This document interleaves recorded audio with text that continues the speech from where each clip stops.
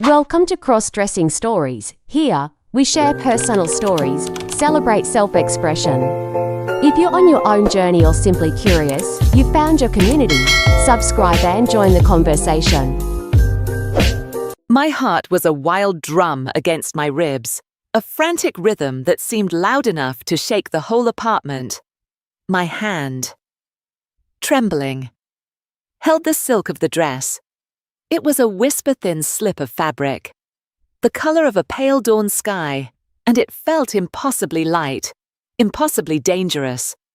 I knew I shouldn't be doing this. I was Leo, a 25-year-old guy, standing in his girlfriend's bedroom, about to try on her clothes while she was out getting groceries. The thought was absurd, shameful even.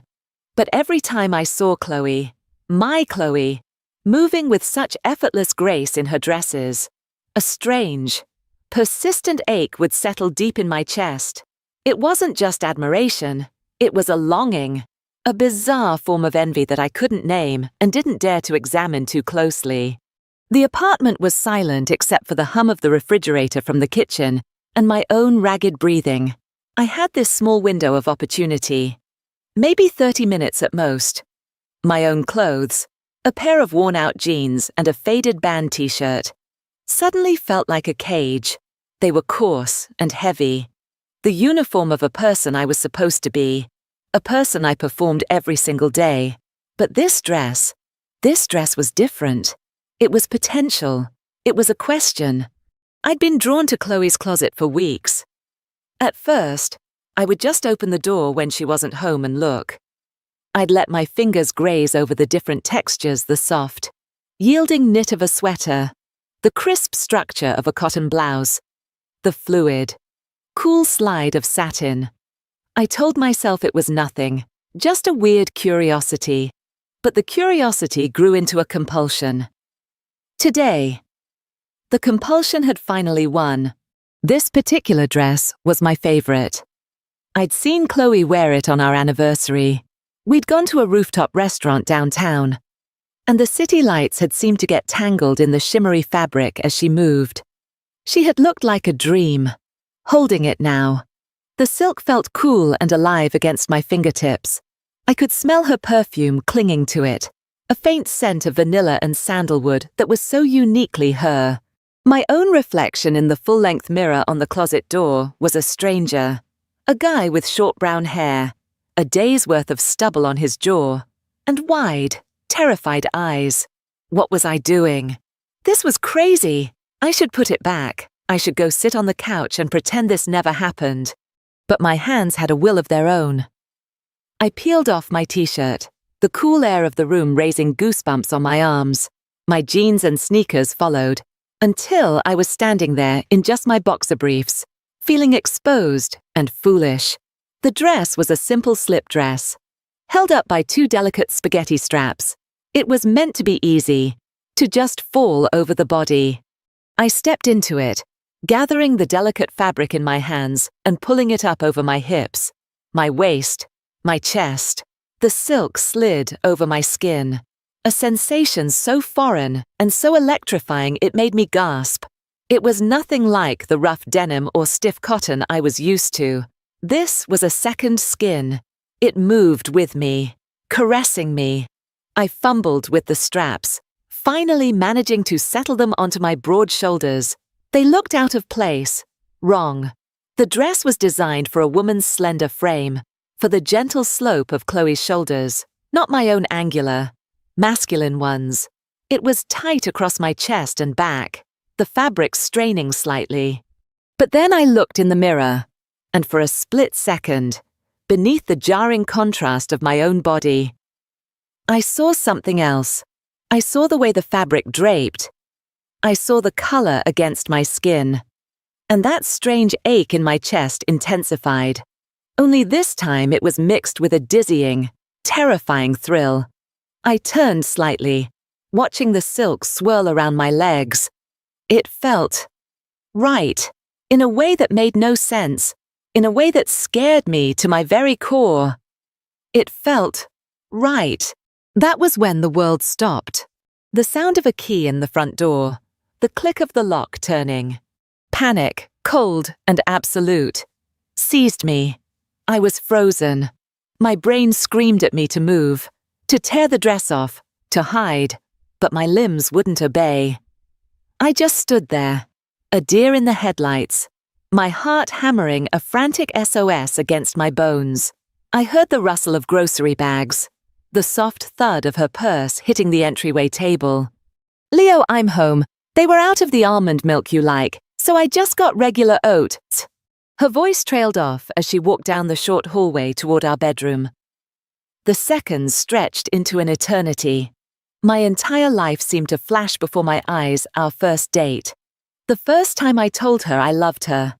The comfortable, happy life we had built. A life I was about to shatter into a million pieces. The bedroom door, which I had foolishly left ajar, swung open. Chloe stopped dead in the doorway. The grocery bag she was holding slipped from her grasp, and a carton of eggs crashed to the hardwood floor with a sickening wet crunch. Her eyes, those beautiful hazel eyes that I loved so much, went wide. They took in the scene before her boyfriend, standing in the middle of her bedroom, wearing her favorite silk dress. Her face was a canvas of shock, confusion, and something else I couldn't read. "Leo!" Her voice was a bare whisper, cracked and uncertain. "What are you doing?" The shame was a physical force, a hot wave that washed over me from my scalp to my toes. My face burned, and I was sure it was the color of a ripe tomato. I wanted the floor to open up and swallow me whole. I wanted to rewind time, to undo the last 10 minutes, to be anywhere but there, standing in front of her like a freak. "Chloe, I can explain." I stammered, my voice sounding foreign and thin. My hands flew up to my chest, trying to cover myself as if that would change anything. The movement only highlighted the delicate straps and the way the fabric clung to me. She didn't get angry. She didn't scream or cry or call me a pervert. She just stood there, her gaze fixed on me, her expression slowly softening from shock into a look of intense, gentle curiosity. She took a slow step into the room, carefully avoiding the puddle of broken eggs.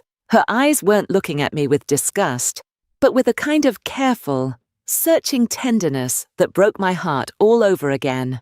"Okay," she said, her voice quiet and calm, a stark contrast to the hurricane raging inside me.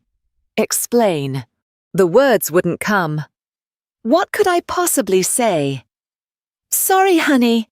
Sometimes I get the overwhelming urge to wear your clothes because it makes me feel something I can't describe." It sounded insane. I don't know." I finally choked out, my eyes stinging with tears of humiliation. "I'm sorry, I'm so sorry. Chloe, I saw it. I wanted to know what it felt like." She took another step closer. She wasn't looking at my face anymore. Her eyes drifted down, over the dress, the way it fit me, the way it fell. A long, silent moment passed. I held my breath, bracing for the verdict, for the end of everything. Then, she did something I never could have predicted in a million years. A small, almost imperceptible smile touched her lips. She reached out, her fingers gently touching the silk on my shoulder. "Do you want to try it on properly?" she asked softly. I stared at her, utterly dumbfounded. "What?" "The zipper's not all the way up," she said, her voice still a gentle murmur. "And it's a little crooked. You should let me help." I was so stunned I couldn't speak. This wasn't happening. Her reaction was so far outside the realm of what I had prepared myself for that my brain simply short-circuited. I had expected screaming, crying, accusations. I had expected her to pack a bag and leave. I had not, under any circumstances, expected this gentle, baffling acceptance. Seeing my confusion, she gave a small, reassuring nod. "Leo, it's okay. Just breathe. Let me help you." Numbly, I turned around, presenting my back to her. My body was still rigid with shame, but a tiny seed of something else was starting to sprout within the panic of fragile, tentative hope. I heard her soft footsteps behind me. Her touch was delicate as her fingers found the small, almost invisible zipper at the side of the dress. She slowly, carefully, pulled it up. The dress tightened around my torso, and I had to suck in my breath. "It's a little snug," she observed, her voice close to my ear. Her breath was warm against my skin. "We might have to find you one in your own size." Her casual, matter-of-fact tone was the final blow to my defenses. A choked sob escaped my lips, and the tears I'd been holding back finally broke free. I hunched over, wrapping my arms around myself as my body shook with a confusing mix of relief and utter mortification. Hey, she murmured, her arms coming around me from behind, holding me steady. "It's all right. I'm not mad. I'm just surprised and curious." She rested her chin on my shoulder, her cheek against mine. We stood like that for a long time, reflected in the mirror. A strange, impossible couple, a man in a dress, being held by the woman who owned it. After my sobs subsided into shuddering breaths, she gently steered me to sit on the edge of the bed. She knelt in front of me, taking my hands in hers. "Talk to me, Leo," she said, her eyes searching mine. "How long has this been a thing?" "I don't know," I whispered honestly. "A while, just looking. This was the first time I couldn't finish the sentence. "The first time you tried something on." She finished for me, her voice devoid of judgment. "And what did it feel like before I walked in?" I looked down at the pale blue silk pooled around my thighs. "It felt nice," I admitted, the words sounding inadequate. "It felt, I don't know, like a different kind of skin, quieter, softer." Chloe nodded slowly, processing this. Then, a spark of an idea seemed to light up her eyes. She stood up and walked over to her vanity. She picked up a small, padded headband she used to hold her hair back when she did her makeup. "What if we went all the way?" she asked, a playful note in her voice now. "If you're going to do it, you might as well do it right." Before I could protest, she was behind me again, gently pushing my short hair back from my forehead and sliding the soft headband into place. Then she went to her closet. I heard the rustle of hangers, the slide of a box. She returned with two things along, wavy brown wig on a styrofoam head, and a pair of her heeled ankle boots. "Chloe, no, you don't have to," I started, but she cut me off. "I want to," she said simply. "I want to see it. I want to see what you see." And so began the most surreal hour of my life, guided by Chloe's gentle, patient hands. I underwent a transformation. She had me sit at her vanity, the bright lights of the mirror illuminating every flaw, every pore, every bit of stubble. She showed me how to apply foundation, her fingers cool and deft as she blended it over my jaw to hide the shadow of my beard. The feeling of the makeup, the soft brush of powder, the delicate tickle of a mascara wand against my lashes, it was all so foreign, a ritual from another world. She filled in my thick, masculine eyebrows to give them a softer arch. She chose a subtle pink lipstick, and as she carefully painted it onto my lips, her eyes met mine in the mirror. "Your lips have a really nice shape," she said quietly. "I never noticed that before." My heart did a strange little flip. The final piece was the wig. She adjusted the cap, then settled the mass of soft brown hair onto my head. It was heavy, and the synthetic strands tickled my neck and shoulders. She brushed it out, arranging the waves so they fell naturally around my face. And then she stood back. "Okay," she whispered. "Look." I lifted my eyes to the mirror, and the person looking back at me wasn't Leo anymore.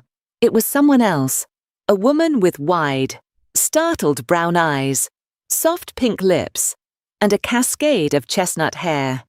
The dress, which had looked so wrong on my masculine frame before, now seemed to make sense. The makeup softened my features. The hair framed my face in a completely new way. The person in the mirror was pretty. She was a stranger. But at the same time, I felt a shocking jolt of recognition, like meeting a part of myself I never knew existed. This version of me wasn't just a man in a dress. This was a new person, a whole person, and she was beautiful. A strange sense of rightness, of peace, settled over me. The frantic drumming in my chest quieted. The shame receded, replaced by a profound, breathtaking wonder. Wow, I breathed, my voice coming out as a husky whisper. Chloe was standing behind me, her hands on my shoulders, her own reflection next to this new woman in the mirror. She was smiling, a genuine, warm smile that reached her eyes. Wow, she agreed, her voice full of awe. Hello there. It's nice to meet you. Do you have a name? The question caught me off guard. A name I hadn't thought that far. I looked at the woman in the mirror, at her soft features, her gentle expression. A name came to me, unbidden, rising up from some deep, unknown place inside. Leah, I said, the name feeling strange and perfect on my newly painted lips. I think her name is Leah. Chloe squeezed my shoulders. Well, Leah, she said, her voice a warm, loving caress. It's an absolute pleasure to meet you. The days that followed were a strange mixture of the mundane and the magical. On the surface, nothing had changed. I was still Leo. I went to my job as a graphic designer. I wore my usual uniform of jeans and t-shirts. I talked about sports with my co-workers. But underneath, everything was different. There was a secret now. A beautiful, fragile secret that Chloe and I shared. Her name was Leah, and she lived in the quiet moments we stole for ourselves. Chloe, in her infinite wisdom and compassion, seemed to understand that this wasn't just a one-time curiosity. She saw the profound peace that had settled over me that first night, and instead of pushing it away, she leaned into it. She treated it not as a problem to be solved, but as an adventure to be embarked upon together. About a week after the initial discovery, she came home from work with a determined glint in her eye. I was on the couch, sketching in my notepad, pretending to be the same old Leo. I have an idea, she announced, dropping her bag and kicking off her shoes. Oh yeah, I asked, looking up. Is it about what to have for dinner because I'm thinking pizza? Better than pizza, she said, coming over and perching on the arm of the couch. I think it's time Leah got to see the world, or, at least, a small part of it that isn't our bedroom. My stomach did a nervous flip. What are you talking about? I'm talking about a date, she said, her smile widening. A proper date. Me and Leah. There's this little coffee shop I know on the other side of town. It's quiet, artsy. No one we know ever goes there. What do you think? The thought was equal parts exhilarating and terrifying. Going outside. As Leah. Where people could see me. The potential for humiliation was astronomical. But the thought of being Leah again, of feeling that sense of rightness, of sharing that with Chloe in the real world, it was an irresistible pull. I don't know. Chloe, I stammered. What if someone recognizes me? What if people stare? Let them stare, she said fiercely, her hand closing over mine. You'll be beautiful, and I'll be right there with you. It'll be our little secret adventure. And so, the experimental date was planned for the following Saturday. The preparation was a ritual in itself, one that we now shared, this time. It felt less like a clumsy, shameful act, and more like a collaboration. The Saturday before, Chloe had insisted on a shopping trip. We didn't go to a mall. Of course, instead, we spent hours online. My laptop open between us on the bed. Chloe acted as my personal stylist, her knowledge of cuts, fabrics, and fits leaving me in awe. "No, that neckline is too wide for your shoulders," she'd say, pointing at the screen. "We want something with a V-neck to draw the eye downward. Create more of a vertical line. What about this one?" She found a beautiful vintage-style tea dress in a deep forest green, with a belted waist and a soft, flowing A-line skirt. It was modest, elegant, and utterly feminine. She helped me pick out a pair of low, comfortable block heels. "You have to learn to walk before you can run in stilettos," she'd quipped, and a simple, classic trench coat in case I got nervous and wanted to cover up. The items arrived in plain brown boxes, and hiding them in the back of my own closet felt like stashing treasure. The night of the date, our bedroom transformed into a dressing room. The air was thick with anticipation and the scent of hairspray. Chloe was my director, my coach, my biggest cheerleader. There were new challenges this time. She showed me how to use shapewear to smooth my silhouette and create the illusion of softer curves. It was constricting and awkward, but when I put the dress on over it, I had to admit, it made a remarkable difference. Then came the lesson in walking. Chloe had me practice walking back and forth across our living room in the block heels. "Heel, then toe, don't clomp," she instructed, laughing as I wobbled like a newborn foal. "Small steps, think graceful. You're not marching into battle, sir." I felt clumsy and ridiculous, but I was also laughing with her. The shame that had been my constant companion was slowly being replaced by a shared joy, a sense of play. Finally, after nearly 2 hours of preparation, Leah was ready. I looked in the mirror, and the woman from the other night was looking back at me, this time dressed for an evening out. The green dress complemented the brown wig perfectly. The makeup was subtle but effective. I looked plausible. "You are absolutely stunning," Chloe whispered, coming to stand beside me. She was wearing a chic black turtleneck and tailored pants, looking effortlessly cool and confident. She took my hand. It felt small and delicate in hers, a trick of perception. Ready. My heart was pounding, but I nodded. As I'll ever be. The drive to the coffee shop was a blur of anxiety. I kept my head down, staring at my hands clasped in my lap, sure that every driver in every car we passed was staring at me, judging me. But Chloe kept up a steady stream of light conversation, her hand resting reassuringly on my knee, and by the time we pulled up to the little cafe, my panic had subsided to a manageable hum. The cafe was called The Daily Grind, and it was perfect, dimly lit, filled with the rich aroma of coffee and old books, with quiet jazz music playing in the background. It was sparsely populated, just a few students hunched over laptops and a couple reading in a corner. Chloe squeezed my hand. "Deep breath. You've got this." Walking from the car to the door was the longest 20 feet of my life. I was intensely aware of every sensation, the click-clack of my heels on the pavement, the swish of the dress against my legs, the cool night air on my face. I kept my eyes fixed on the ground, but I forced myself to walk with the heel-toe grace Chloe had taught me. We found a small secluded table in the back. I sank into the chair, my entire body buzzing with adrenaline. We had done it. Leah was out in the world. A young barista with pink hair came to take our order. "Hey folks, what can I get for you?" she asked, her eyes flicking between us. "I'll have a chamomile tea," Chloe said. The barista looked at me. "And for you, ma'am." "Ma'am." The word hit me like a jolt of electricity. It was such a small thing, a simple courtesy. But in that moment, it was everything. It was validation. It meant the illusion was working. I was so stunned I forgot to speak for a second. I'll have the same," I managed to say, my voice a little higher, a little softer than usual, an unconscious imitation of Chloe's.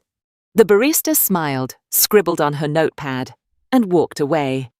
The second she was gone, I looked at Chloe, my eyes wide with a mixture of terror and glee. Chloe was beaming, her face alight with pride. "See?" she whispered. "Mum!" I couldn't help the giddy, incredulous laugh that escaped me. I felt a bubble of pure joy rise in my chest, so potent it almost made me dizzy. For the first time all night, I relaxed. I sat up a little straighter, letting the trench coat fall open to reveal the green dress. I was a woman, sitting in a cafe, having tea with another woman, and it felt more real than anything I had done that entire week. Our conversation flowed easily after that. We talked about everything and nothing, but the subtext was always there, this new dynamic between us. Chloe kept reaching across the table to touch my hand, her thumb tracing little circles on my skin. At one point, she leaned in close, her voice dropping to an intimate whisper. "I love the way the light from that lamp is catching on your lips," she murmured, her eyes fixed on my mouth. "That color is perfect on you.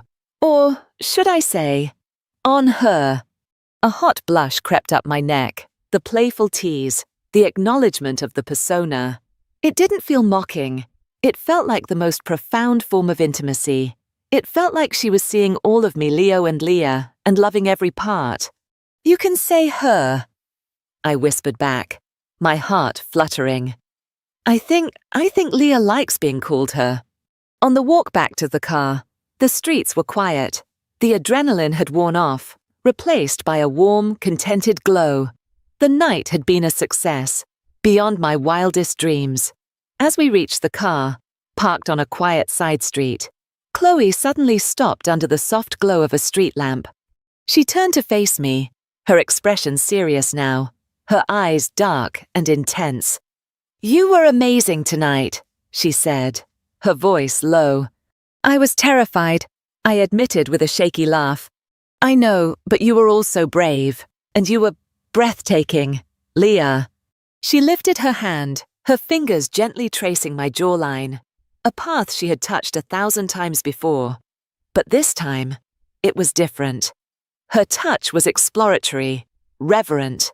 Her thumb came to rest on my lower lip, softly swiping over the smooth, waxy texture of the lipstick. "This color really does suit you," she whispered, her gaze holding mine. The world seemed to fall away. There was only the quiet street, the golden lamplight, and the intoxicating closeness of her. She leaned in slowly, her eyes never leaving mine. My own eyes fluttered shut in anticipation. I could feel her warm breath on my skin, could smell the vanilla and sandalwood of her perfume. This was it. She was going to kiss Leah. But then, she stopped. Her lips hovered a mere inch from mine, a space charged with a million unspoken things. She stayed there for a heart-stopping moment, letting the tension build, letting the anticipation become almost unbearable. Then, just as slowly, she pulled back, a slow, mysterious smile playing on her lips. "Come on," she said softly, her voice a little husky. "Let's get you home." She left me there on the sidewalk, my heart racing, my lips tingling, every nerve in my body alight with a desperate, wonderful wanting. It was a promise, not a rejection, a delicious, tantalizing hint of things to come. And in that moment, I knew that my life, and my love for Chloe, would never be the same again. The autumn leaves turned from green to fiery shades of red and gold, and with them, the seasons of my own life began to shift. The secret dates became our cherished ritual. We explored quiet bookstores, late-night diners, and secluded park benches. With each successful outing as Leah, my confidence grew. The initial terror was replaced by a quiet thrill, a sense of rightness that permeated my whole being. Chloe was my rock, my guide, and my most enthusiastic audience. Our relationship, already strong, deepened into something I didn't have words for, a partnership that transcended traditional roles and embraced every facet of who I was becoming. Halloween arrived, a holiday that suddenly held a new and profound significance for me. It was the one night of the year where everyone wore a costume, A night of sanctioned transformation. It was the perfect cover. For the first time, Leah could go to a party, be in a crowd, and not feel like an imposter. She could simply be. Chloe and I spent weeks planning our costumes. She decided to go as Artemis, the Greek goddess of the hunt, in a sleek, silver tunic, with a bow and a quiver of arrows. Her idea for me was Aphrodite, the goddess of love and beauty. "It's perfect," she'd said, her eyes sparkling. "You're literally embodying beauty." The costume was more ambitious than anything I had worn before. It was a floor-length, seafoam green chiton, a classic Greek gown made of layers of gossamer-thin fabric that clung and flowed. It was sleeveless and draped over one shoulder, held by a golden clasp. It was daringly elegant. To complete the look, Chloe wove strands of gold ribbon and tiny pearls into a more elaborate, upswept wig. The makeup was bolder, with shimmering gold eyeshadow and a deeper red on my lips. When I was finally ready, I looked in the mirror and felt a genuine, unadulterated sense of my own beauty. This wasn't just Leo in a dress anymore. This was a complete vision. Aphrodite stared back at me, serene and confident. The party was at a friend of Chloe's, a sprawling loft apartment downtown, buzzing with music and laughter. Walking in was a revelation. No one batted an eye. I was just another guest in an elaborate costume. Chloe, ever the proud partner, kept me by her side. She introduced me to her friends with a casual, "This is my friend, Leah." "Leah, your costume is incredible," one of them gushed. "You look ethereal." "Thank you," I'd replied, my voice a soft, practiced alto. "You look amazing too." With every compliment, with every easy interaction, another layer of my old anxiety sloughed away. I drank a little wine, swayed to the music, and for a few hours, I forgot to be scared. I was just Leah, a woman at a party, having a wonderful time with the woman she loved. Chloe would catch my eye from across the room and give me a secret, encouraging smile. At one point, while we were dancing in a throng of people, she leaned in close, her lips brushing my ear. "You're the most beautiful goddess here tonight," she whispered, sending a shiver down my spine. We left a little after midnight, both of us pleasantly buzzed from the wine and the energy of the night. The cool night air felt wonderful on my bare arms as we walked the few blocks back to our apartment. We were giddy, laughing about funny costumes we'd seen, our hands clasped tightly together. Inside our apartment, the familiar comfort of our shared space enveloped us. I leaned back against the closed front door, sighing contentedly. "That was amazing. Thank you, Chloe." "I told you it would be," she said, her eyes soft in the dim light of the hallway.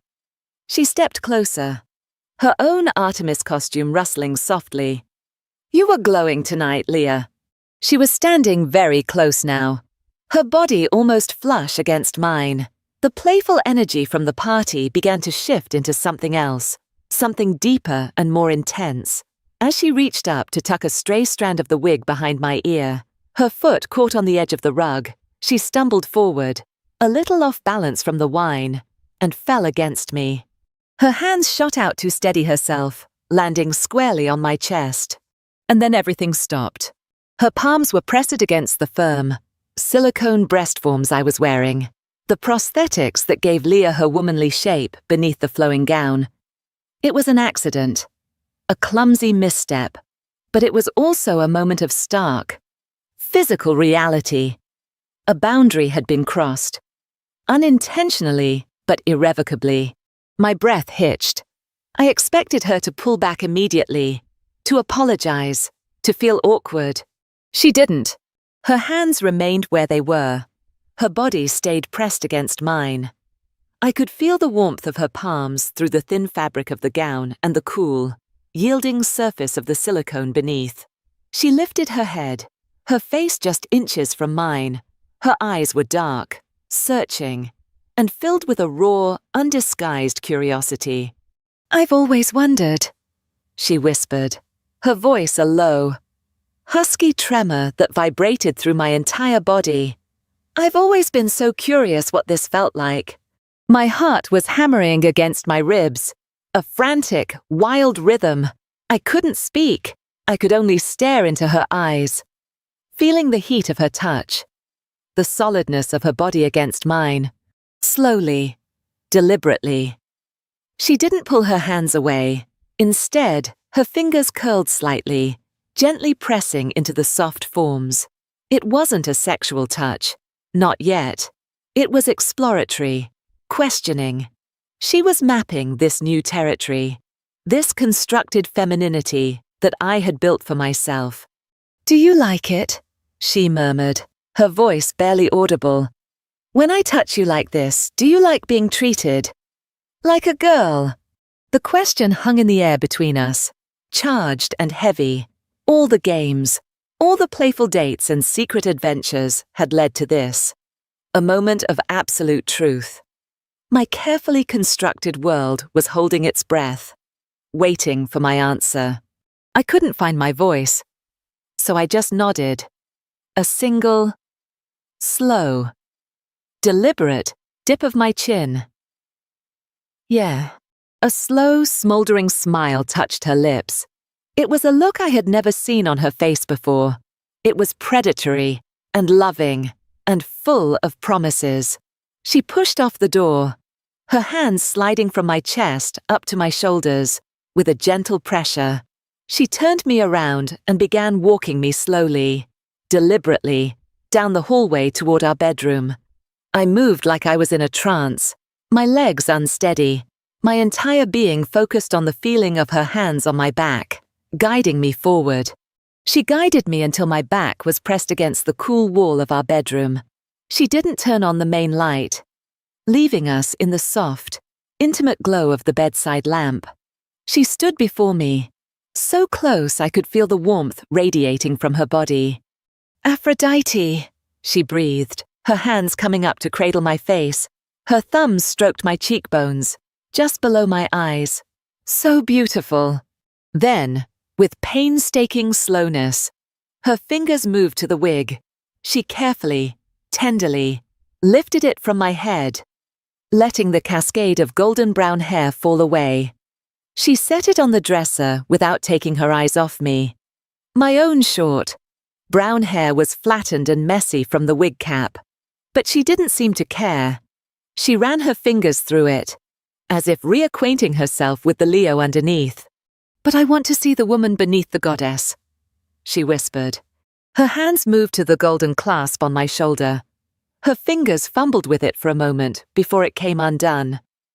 The top layer of the gown slid down my arm, pooling at my waist. Then, her hands went to the zipper at my back. The sound of it being slowly pulled down was deafening in the silent room. Her breath was hot against the nape of my neck as she spoke, her words a promise and a command. "Tonight," she whispered, her lips so close they brushed my skin. "Tonight, you're not going to be a man playing a part, and you're not going to be a goddess in a costume." The dress slid the rest of the way down my body, rustling as it fell into a seafoam green puddle at my feet. I stood before her in nothing but the shapewear and the breast forms, vulnerable and exposed. "Tonight," she murmured, her arms sliding around my waist, pulling me tight against her. "I'm going to teach you how to be a woman, a real one." The world seemed to tilt on its axis. Her lips found mine, and this time, there was no hesitation, no stopping short. It was a kiss of searing intensity, of acceptance, of a final, beautiful surrender. And as she kissed me, the last vestiges of Leo seemed to dissolve into the shadows, leaving only Leah, trembling and whole, in her arms. The scene faded around us, leaving only the sound of our mingled breaths and the soft, silken rustle of fabric falling to the floor. I woke to the pale, unforgiving light of morning. For a moment, I was adrift, floating in that disoriented space between sleep and wakefulness. Then, the memories of the night before came rushing back. A tidal wave of sensations and emotions. Chloe's whispers. Her touch. The feeling of utter, complete surrender. The profound, earth-shattering feeling of being seen, desired, and loved not as Leo, not as a character, but as the woman I was in her arms. A deep, soul-shaking euphoria filled me, but as the last tendrils of sleep receded, they were replaced by something else, a cold, creeping dread. I rolled over, and Chloe was still asleep, her face peaceful, her dark hair fanned out on the pillow. She was beautiful. She was perfect, and she had loved Leah. But now, in the harsh light of day, a terrifying question began to echo in the chambers of my mind. Who was I? Now, the night had been a point of no return. The line I had been carefully walking between Leo and Leah had been erased. The game was no longer a game. What had started as a secret curiosity, a playful exploration, had become my most fundamental truth, and that truth was terrifying. I slipped out of bed, my movements quiet and deliberate. I padded into the bathroom and flipped on the light, flinching at the sudden brightness. I stared at my reflection in the mirror. The face looking back was just Leo. The makeup was gone. The wig was on its stand in the bedroom. All that was left was a man with tired eyes, stubble on his jaw, and a look of sheer panic on his face. And for the first time, seeing that face, my face felt wrong. It felt like a mask. The costume wasn't the dress and the wig anymore. The costume was this male body. The costume was Leo. A wave of nausea and vertigo washed over me. I gripped the sides of the sink, my knuckles turning white. My breathing became shallow, ragged. I couldn't go back. I couldn't wake up tomorrow and put on my jeans and my t-shirt and go to work and pretend to be him. Not after last night. Not after feeling so completely, utterly right as Leah. The thought of living the rest of my life as Leo felt like a death sentence. The panic rose, a suffocating tide. I couldn't breathe. The room started to spin.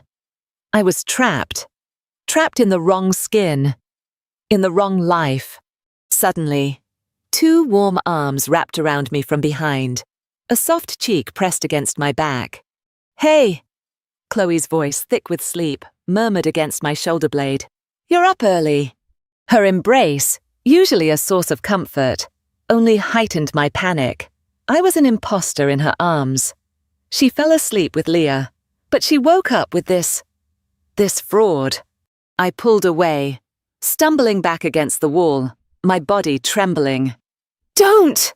I gasped, the word tearing from my throat. Chloe straightened up, her sleepy expression instantly replaced with one of concern. "Leo, what's wrong? Are you okay?" "No!" I choked out, shaking my head violently. "I'm not okay. I don't know who I am. I can't do this." "Do what?" she asked, taking a cautious step toward me. "Talk to me." "This," I gestured wildly at my own body, at my reflection in the mirror. "Being him, I can't go back. After last night, I can't go back to being Leo. But what does that even mean? What am I supposed to do?" The confession tumbled out of me, a torrent of fear and confusion. The carefully built walls around my heart crumbled, and I slid down the wall to the floor, burying my face in my hands as huge. Gut-wrenching sobs tore through me. I wasn't just crying, I was grieving for a life I couldn't live, and terrified of the one I desperately wanted. Chloe didn't say anything. She just sank to the floor in front of me, wrapping her arms around my shaking shoulders and pulling me into her lap. She held me, stroking my hair, letting me cry until the storm of my panic began to subside into shuddering, exhausted breaths. She held me with a strength and certainty that anchored me in the swirling chaos of my own mind. When my sobs finally quieted, she gently tilted my chin up, forcing me to look at her. Her eyes were clear and steady, filled with a love so fierce and unconditional it took my breath away. Listen to me, she said, her voice firm but gentle. Last night wasn't about a costume. It wasn't about a game. I didn't fall in love with a character named Leah. I fell in love with you, the real you, the you that has been hiding inside Leo for years. She took a deep breath, her gaze unwavering. I love the person you are, she said, her voice thick with emotion. The kind, funny, brilliant, and sensitive soul that I know, and I don't care if that soul comes in a male body or a female one. I love you, whatever that looks like, whoever you are. Her words were a balm on my raw, terrified heart. The panic began to recede, replaced by a fragile, tentative hope. But I don't know who I am, I whispered, my voice raw. Then we'll figure it out, she said simply. Together. I looked at her, truly looked at her, and saw not a hint of doubt or fear in her eyes, only love. And in that moment, I found the courage to say the words that had been taking shape in the deepest, most hidden part of my soul, the words that scared me more than anything. I started, my voice trembling. I took a shaky breath. I think I'm a woman. Chloe, and I don't just want to dress up as her anymore. I want to be her, for real. The confession hung in the air, final and irreversible. It was the truest thing I had ever said. Chloe didn't flinch. She just nodded slowly, a soft, understanding smile on her lips. Okay, she said. Okay, Leah. Hearing her say my name, here, now. While I looked like this, it was everything.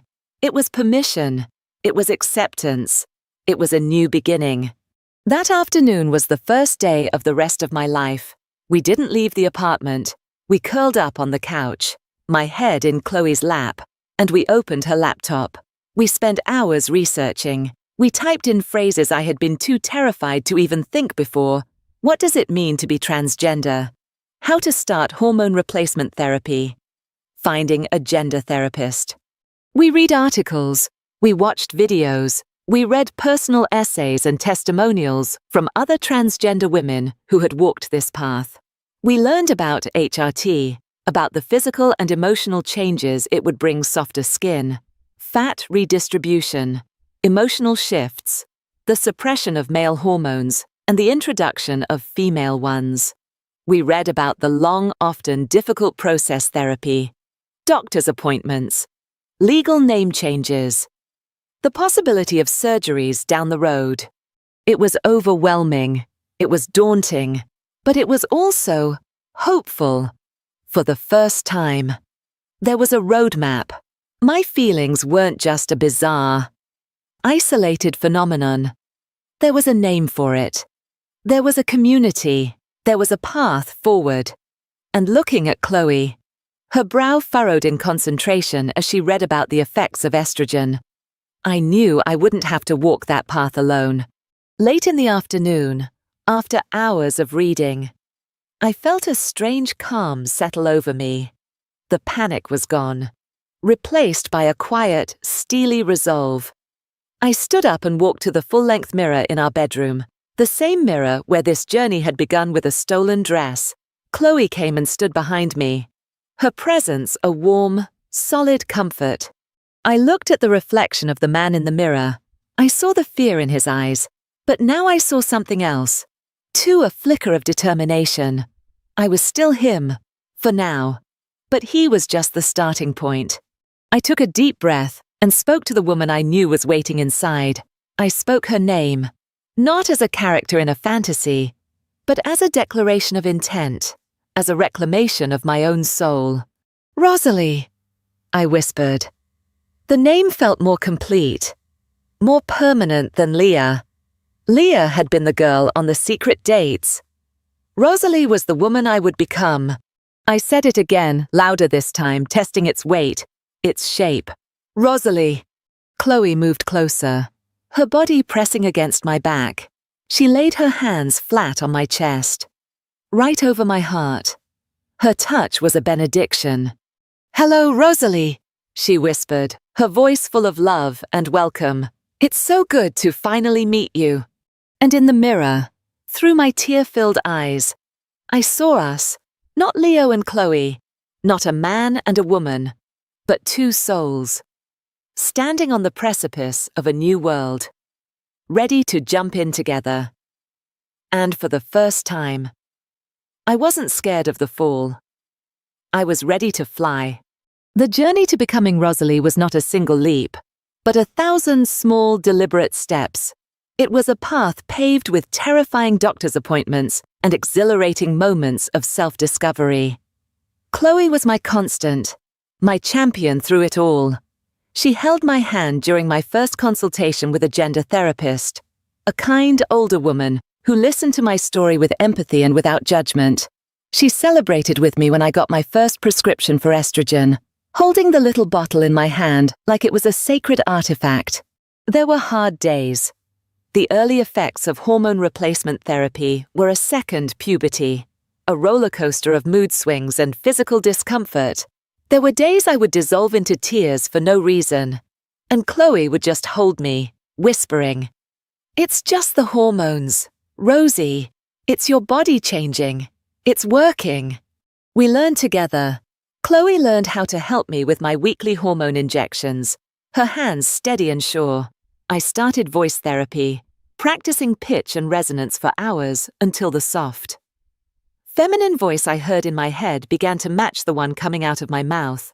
We told our closest friends, one by one. There were some confused looks, some awkward questions, but the people who truly mattered, our real friends, rallied around us with a fierce, protective love. The physical changes were gradual.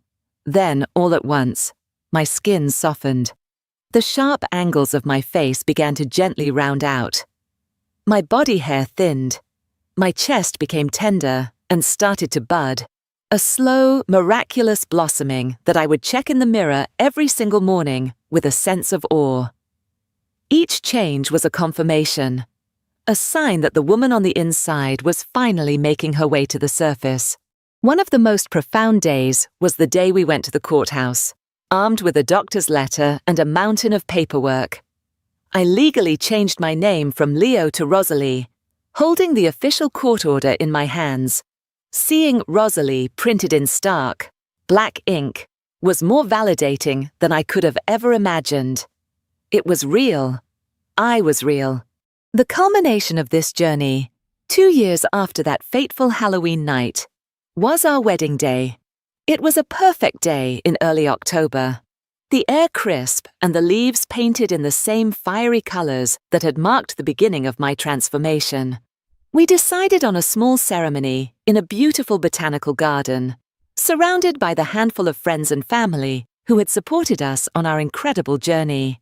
I had agonized over my wedding dress for months, wanting something that felt both classic and uniquely me. I finally found it an elegant ivory-colored gown with a lace-covered bodice, long, sheer sleeves, and a simple, flowing skirt that whispered around my ankles as I walked. As I stood in front of the mirror, with Chloe's best friend helping me with the final touches, I saw a woman I finally, completely recognized. A woman who was happy, confident, and deeply in love. Rosalie, instead of a traditional wedding dress. Chloe had opted for a stunning, custom-tailored suit in a deep sapphire blue velvet, with her hair swept up and a confident, radiant smile on her face. She was the most handsome woman I had ever seen. She was my rock, my partner, my everything. As I walked down the aisle, our friends and family smiling at me through their own happy tears, my eyes found Chloe waiting for me under a canopy of autumn gold trees. The love in her eyes was so powerful, so absolute. It nearly brought me to my knees. We wrote our own vows. Chloe spoke of her love for the soul she first met in Leo, and how she had the profound privilege of watching that soul blossom into the magnificent woman I was today. When it was my turn, I spoke through tears of gratitude, my voice thick with emotion. "Chloe," I began, my hand trembling in hers. "You didn't just accept my secret, you embraced it. You didn't just watch me transform, You were the architect of my liberation. You saw the woman in me long before I had the courage to see her myself. You gave me more than love. You gave me myself. And I promised to spend the rest of my life cherishing the incredible gift of being your wife. When we were finally pronounced wives, and Chloe leaned in to kiss me, the world erupted in a shower of applause and tossed flower petals. The kiss was soft and sure, a seal on our past and a promise for our future. It was a moment of pure, unadulterated joy. Later that night, in the quiet intimacy of our honeymoon suite, the magic of the day lingered in the air. The room was beautiful, with a large bed covered in rose petals and a balcony overlooking the sleeping city. I had changed out of my wedding gown and into a simple silk robe, the kind of fabric that had started this whole journey. Chloe emerged from the bathroom, having traded her velvet suit for a comfortable pair of silk pajamas. She looked at me, a slow, warm smile spreading across her face. I was sitting on the edge of the bed, feeling a little shy, a little overwhelmed by the sheer happiness of it all. "Mrs. Rosalie Adams," Chloe said, the name rolling off her tongue like a favorite song. "It has a nice ring to it." "It really does." I agreed, my cheeks flushing. She walked over and sat down next to me, taking my hand. Her fingers traced the simple gold band on my finger. "You know what I was just thinking about?" she asked, her voice a low, intimate murmur. "What?" I whispered. "I was remembering that first night," she said, her eyes twinkling. "When I found you in my bedroom, shaking in my little blue slip dress, looking like you were about to have a heart attack." I couldn't help but laugh, a genuine, happy sound. "Don't remind me. I think I almost died of shame." "And look at you now," she continued, her gaze sweeping over me with so much love and pride, it made my heart ache. She reached out and her fingers toyed with the lapel of my silk robe. "You're a bride, a wife, and you have an entire closet full of your own beautiful dresses. You're not borrowing mine anymore." A playful, wicked glint entered her eyes. "Though," she added, her voice dropping to a seductive whisper as she began to untie the sash of my robe, "I wouldn't mind if you wanted to borrow a thing or two of mine from time to time." I laughed, a sound full of love and relief, and a future that felt boundless. I leaned in and kissed her. A deep, lingering kiss full of the promises of the night ahead and all the nights to come. She pulled back slightly, her forehead resting against mine. Her hands came up to cup my face, her touch as gentle and as revolutionary as it had been on the very first night. "Welcome home, Rosalie," she whispered.